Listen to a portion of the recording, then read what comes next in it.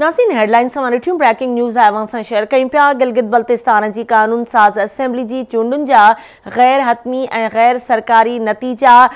PTI 8 सीटूं खटे ॿियनि पार्टियुनि खां अॻियां आहे, जॾहिं त पीपल्स पार्टी 5, नवाज़ लीग 2 ऐं MW जो 1 उम्मीदवार कामयाब थियो आहे। आज़ाद उम्मीदवारनि 7 सीटूं माणे वरितियूं आहिनि।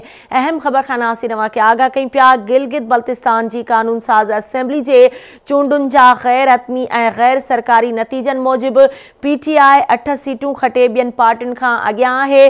पीपल्स पार्टी 5, नवाज़ लीग 2 ऐं MW जो 1 उम्मीदवार कामयाब थियो आहे, जॾहिं त आज़ाद उम्मीदवारनि 7 सीटूं माणे वरितियूं आहिनि। हिकु भेरो ॿीहर नासिर खे आगाह कयूं पिया। गिलगित बल्तिस्तान जी कानून साज़ असेंबलीअ जे चूंडुनि जा गैर सरकारी ऐं गैर हतमी नतीजन मूजिब PTI 8 सीटूं खटे ॿियनि पार्टियुनि खां अॻियां आहे। पीपल्स पार्टी 5, नवाज़ लीग 2 ऐं MW जो 1 उम्मीदवार कामयाब थियो आहे, जॾहिं त आज़ाद उम्मीदवारनि 7 सीटूं माणे वरितियूं आहिनि।